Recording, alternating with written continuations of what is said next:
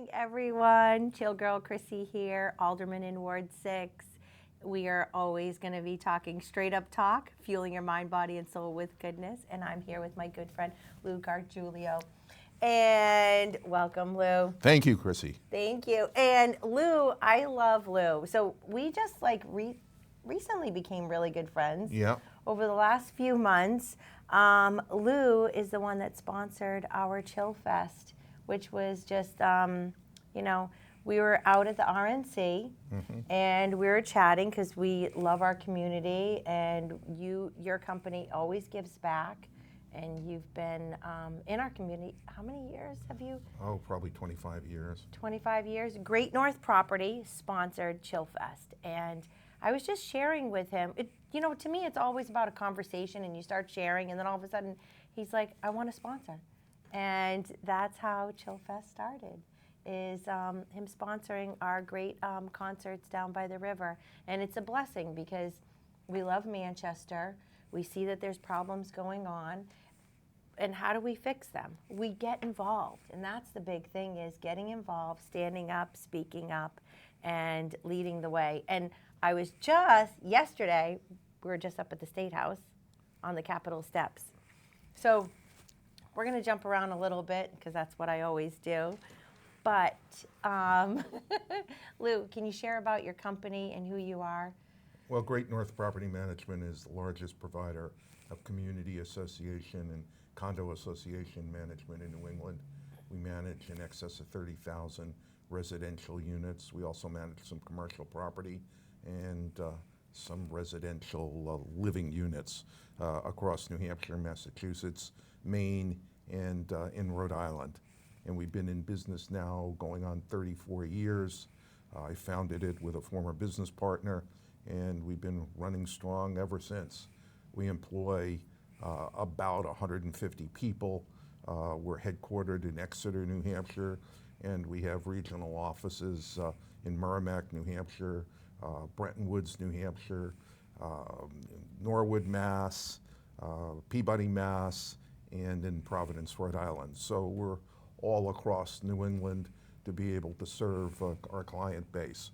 We're not a company that runs with smoke and mirrors. We actually have people, and we have offices, and we've been doing it for a very long time, and we try wherever we are to share with the community as much as we can, and to try to help when we can. And when I met Chrissy and she explained what she was trying to do with the ChillFest in Manchester, Manchester has a special place in my heart. I was a frequent visitor of Manchester. I like the restaurant scene, as you can tell, and I just think anything that can be done to help Manchester in any way is a positive thing. I'm happy there's a new administration in Manchester, and I'm happy people like Chrissy have taken a role in the city, because the city needs some help, but all cities need help. And I'm involved in the community I'm in. I'm chairman of the Board of Selectmen, so I'm trying to give back as well. And I think having people giving back and trying to put in help in any way they possibly can is very important. And it's all about people. It's all about people getting together for a common good and trying to accomplish something positive. And it's unfortunate there's so much partisanship and people are fighting and going at each other. We need to move beyond that, and we need to look at the problems that exist and try to make inroads to try to correct those problems. And that's what I'm trying to do in every aspect of my life. So, and meeting Chrissy and her explaining what she's doing certainly is a positive thing. Well, I just, what I think about with everything that you just shared, bottom line is you're creating homes for people to live in. You're creating jobs for people, their livelihoods. You impact thousands upon thousands of people. And it is just so remarkable that just everything, when you think about it, it's like how many people you employ, how many people, like with the homes, like so many people. There's homeless people, there's people that choose to be homeless, Yep. And it breaks our hearts. It certainly does. Addiction and like and it's not just about addiction, it's about so many different aspects about homelessness, and to be able to help people have a beautiful home. And I think, God's been good to some of us in a way that we need to give back. And giving back either financially or one's time is a positive thing to do. And I think that that's kind of where my calling is for the balance of my life. Yeah, and and giving people the opportunity to be able to speak out and to be able to enjoy their community, like coming out to ChillFest. Sure. Sometimes we just need to get off the couch. Yeah. Do you know what I mean? I do. Instead I absolutely do. like sit in our stuff, and that's where I'm like, I was just like so grateful that you did that, because it brought so many of us together, and the bands loved it. It was so great down at Stark Brewery, and hopefully we'll bring it back again next year. And on another aspect of what you're doing is leading the way and courageously. I'm going to bring up General Flynn. General Flynn, I highly recommend seeing his movie, flynnmovie.com. Unbelievable, courageous. It's all about delivering the truth, whatever the cost. And that's the truth. And you did something yesterday, really courageous. And you've been on the front lines because you ran for Senate. I did. And you were questioning the election. I was. In the process. And I have all this information about, if you see something, say something, right? Absolutely. And when people did see something and they did say something, it got disregarded. That's what it seems like from what I've gathered. Yeah, there's no question about it. Unfortunately, there are a lot of people who don't want to admit that there are issues in the election process. Now, do they impact the ultimate vote? Sometimes yes, sometimes no. But from my perspective, I ran for the state Senate back 2 years ago, and I had a great group of people who were supporting me. And after the election, they asked that we do a recount. And the margins in the election were great, so didn't think that we were going to overcome the margins, but what people wanted to see was the conduct of the election, if the counts were correct, but also if the processes, policies, and procedures that are supposed to be followed are being followed. That's the key thing. That's the key thing, because if they're not, that opens the door to mischief. And it's very difficult to tell if there was or there wasn't. But from an audit that was done, a recount that was done by some 40 New Hampshire citizens back in November of 2022 up at the State House, it was determined that there were a whole load of irregularities in the process that the towns were following. Approximately 100 violations of the RSAs. And you'd say, is that possible? Well, it is. And we put together a very in-depth book with all of the issues. And we asked to present it to the Ballot Law Commission, which we did in, I believe, March of 2023. And the Ballot Law Commission heard the evidence that we presented, and the Ballot Law Commission voted 4-1 to refer it to the Attorney General and to ask the Attorney General to investigate. And that's kind of where it ended. There were crickets and crickets and more crickets, and we heard nothing. Well, people continued to call me and say, what are you going to do about it? How can you let this languish?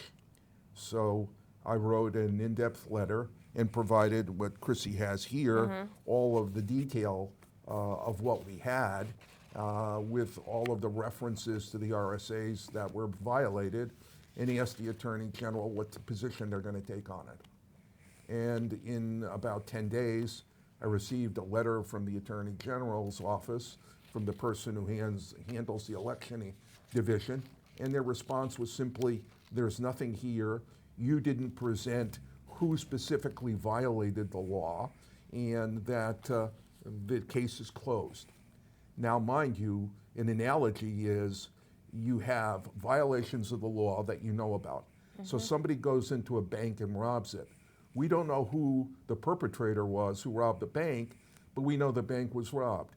Here, we knew that there were violations in 7 of the municipalities in the entire district, Senate District 24, and we'd expect that the Attorney General, the investigating body who is charged by statute to enforce the election laws, would have at least looked into it, taken the data, and figured it out. Now, mind you, one of the municipalities that I'll leave unnamed at this point had multiple violations in years before this audit was done.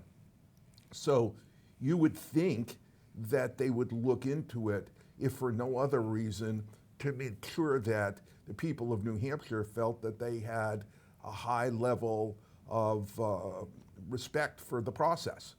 Well, they didn't. So we had a gathering up at the State House yesterday.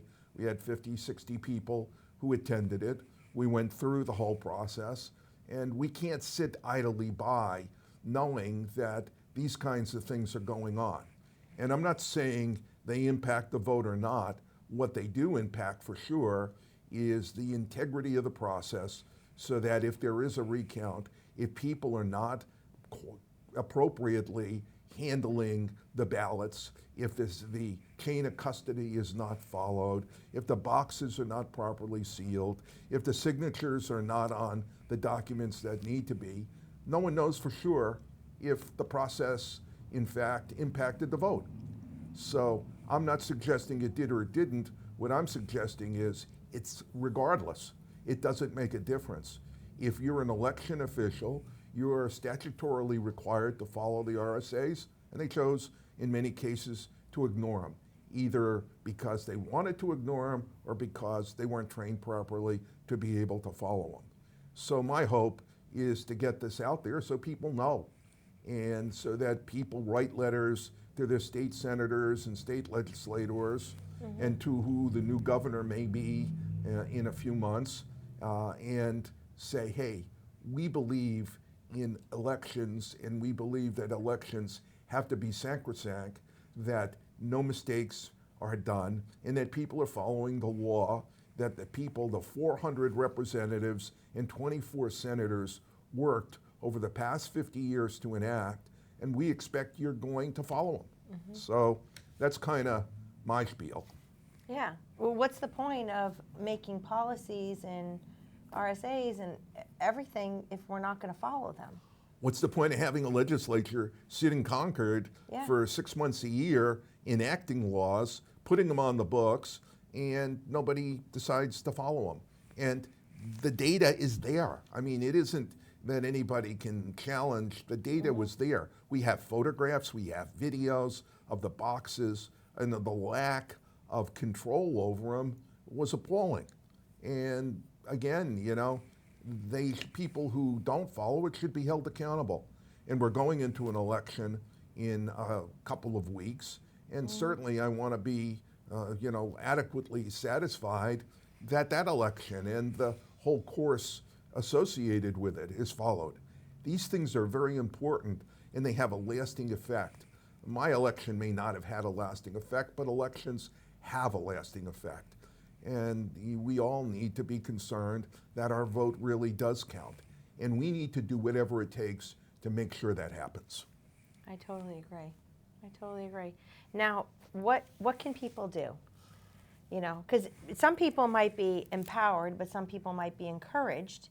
You know, what should we do? I mean, I went up to support you. Yes, you did. And there was a lot of other great people up there. My good friend Linda, who was on the Chill and Heal show, a pharmacist, who called out, you know, everything that was going on within, you know, the pharmacy world. Yes, she did. And she was bold and brave. Love Linda, and she's running for State rep in Hampton, Seabrook, Yep. New Hampshire, and she's a good friend of mine. I'm a big supporter of hers. Me too. And she did a lot when it comes to the whole issue of the pandemic. And she certainly was involved in the recount and involved in my Senate race. And there were a lot of people. And all of those people and all the efforts they put in for candidates to try to get candidates elected, their efforts should not be in vain because the process is not being followed. And one thing that I want to overemphasize here today, this isn't a Republican issue or a Democratic issue. This is a very bipartisan issue. This is about ensuring that the laws that are in place to ensure that the election is done in an appropriate fashion are followed. Every red-blooded American should be in favor of making sure those laws are followed. Or if you think some of those laws are inappropriate, then change them.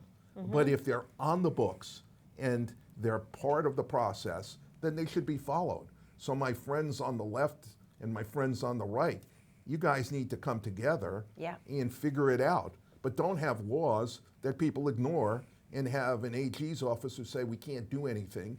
And maybe they don't have the staff, because we all suffer with staffing issues today. But at least go to the legislature and say to adequately enforce the election laws, we need an extra person or two. And I think their answer has been, in the letter they responded to me, was that they were going to make an extra effort to visit each of the polling stations in District 24 in this election cycle. Now, mind you, they send a person in from the AG's office or the Secretary of State's office. They go to a polling place, they walk around for 5 or 10 minutes, and they leave when people are voting. Do you think they really see anything? No. They don't. No. I mean, why bother? That's a waste of gas, if you ask me. Okay, this all happens at the beginning of the day and the end of the day. And I think there have been efforts made, and they're trying in certain places in the Secretary of State's office to improve things, but there needs to be done more. If the statutes are violated, then damn it, make sure people follow them. There's got to be consequences. There got to be consequences, and if you have laws on the books that have no consequences, then they're a waste of time, and it misleads people in believing that they're being protected. You know, and it's like having speeding laws and no police department. Well, we have election laws and no police department. Okay, and that's got to change. And I think, and I certainly would advocate, if the Attorney General's office needs more people to enforce election laws, then so be it. But don't let them just be out there and nothing happens.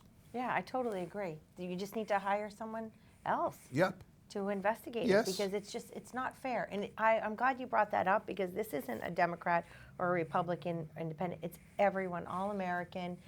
And I've gone to a lot of election summits, and there are a lot of Democrats, independents, Republicans that are concerned about the elections. And, you know. I think most people want it to be fair. Yeah. I mean, they want their candidates to win. I'm not going to downplay that. But when it cuts to the chase, they know that if it's not fair this year, it could be not fair for them next year. And that's why it needs to be fair. Yeah, fair, honest, transparent, with accountability. You know, that's why I ran on transparency and accountability, because I just believe every process with government and life in general, to live a happy, healthy, beautiful life, you really need accountability and transparency. Absolutely do. Absolutely do. And consequences. If something's doesn't, if things don't, you know, there's got to be consequences to things that are wrong. Or people will keep doing the wrong things over and over again. People have fought and died in places like Normandy and Valley Forge to ensure that the American dream is preserved. And part of the American dream is to have free elections and to have elections that are beyond any reproach. And I think that we need to ensure our elections are that way. And I hope the people who are listening, and I hope if anybody in Concord's listening, they hear this isn't an attack on them. This is an attack on the process that's not being followed. And we want you to follow the process in any way, shape, or form. And if people aren't following it, then remove them or do whatever necessary. Yeah. You're fired. If you're not You're going to fired follow already. the policies and the procedures, you're fired. Yep. You know, I think it is so, so important. And it's got to be fair and balanced. And if there's a process, it's got to be the same process and procedure for everyone, because it can't be a certain process for Democrats and a certain process for Republicans. That's wrong. It needs to be fair across the board, period. I'm an all-American Manchester girl. I'll always side for doing what's right, you know? And regardless, and yes, I will call out any Republican or Democrat or whatever. To me, it's just, we got to stand up and do what's right, Yep. period. And I think if there are people in Concord who don't have the intestinal fortitude to do the right thing, then they need to be voted out of office. Yeah. And I can sit here and say it goes both ways, both Republicans and Democrats. You know, and when it comes to certain issues like election integrity, there needs to be people held accountable. There needs to be an assurance that people have when they go into the ballot box that their vote eventually is counted, and it's accounted for in a manner that they should not be concerned. Yeah. So, countdown. Countdown. 12 days or is it 11 days I think it's 11 days. to the election? And it's going to be probably the most consequential election in our lifetime. Now, I get it. Everybody says all the elections are consequential. But I think at this point in time, most people know the issues, and it's going to be consequential. And all I can say to the people out there, the most important thing you can do is vote. And Yeah. get out there, not only yourself, but take 10 of your friends and get them out to vote. This is the real game time. There's a lot at stake. You know what the things are that are at stake. You know what both sides are saying. You know where the country is, the country was, and the country could be. And this is the time. Same thing in New Hampshire. You know where it is, where it was, and where it could be. You got to get out there, bring your friends, bring your family, bring your kids, bring everybody who's registered, or if they're not registered, they can vote on, register on election day. Get out and vote, please. Yes, please vote. I think, to me, we've got to close the borders. We got to stop the fentanyl. Fentanyl is like the #1 killer to our loved ones, our families, breaking down our society, you know? I It's absolutely just- agree. It's heartbreaking what it does to us, mentally, physically, what it does to our community, what it does to our law enforcement, our fire departments. All the first responders are affected by our open borders. So if you who is going to shut down the borders, you know, and make it fair to come in here, you know, not a floodgate of who knows who, terrorists to child trafficking, and which is just beyond, you just can't even imagine it, you know? Wow. Sound of Freedom, Yeah. that movie, it's just beyond unbelievable. heartbreaking. And it's happening. And, you know, the whole fentanyl issue, it has to be stopped. The borders are a key element in it. And again, I don't see how that is a partisan issue. That should Yeah. not be Democrat or Republican. Everybody should be interested in sealing the borders and then allowing people in, but allowing people who are vetted. And I think that's Right. not an insane proposition. And you have to vet people. I, for one, can use a good number of people that, you know, because getting people to employ today is not the easiest thing in the world. So having people coming across the border would be a positive thing. And right now we have a huge flood of people, and you can't even employ them. But they're collecting welfare, they're collecting food stamps, they're living in hotels. I mean, all of those things. And the reality of it is we can't, as an employer, we can't employ them.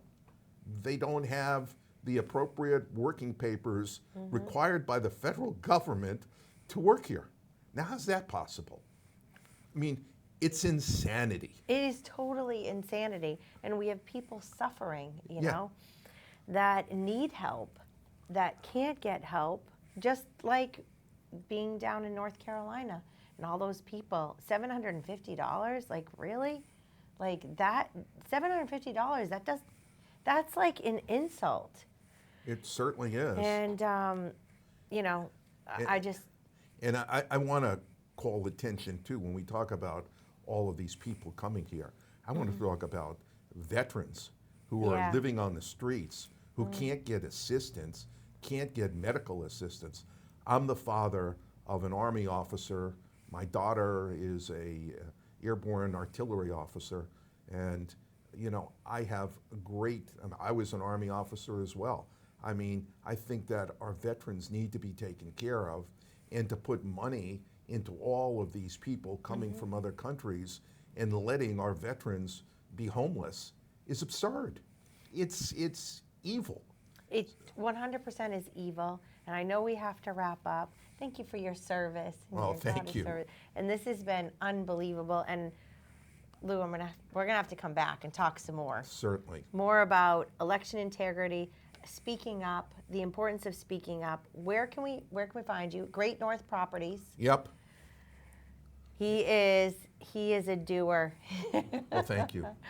And he is so kind. And I'm so blessed to be friends with you. And it's been, and I've learned so much along the way. This has been a roller coaster of in life for all of us. Yeah. You know, and it's really so important to surround yourself with good people. So, you know, what can we say? Just surround yourself with good people. And get out and vote. Get out and vote. Make Manchester great again. Make Manchester healthy again. Make New Hampshire, you know, healthy again. I think it's just Tulsi Gabbard, RFK Jr., all these great Americans that we've got to stop the insanity and just listen to them, see what's really going on. And we need to protect our families. That's the most important thing, is loving our families, being good neighbors, protecting our families. And until next time, let's chill, pray, and be kind. And thank you, Lou, for Thank you. chilling with me. Thank you. God bless you. God bless America. And we'll God see bless you. you all. Yes, God bless you all. We'll see you next time.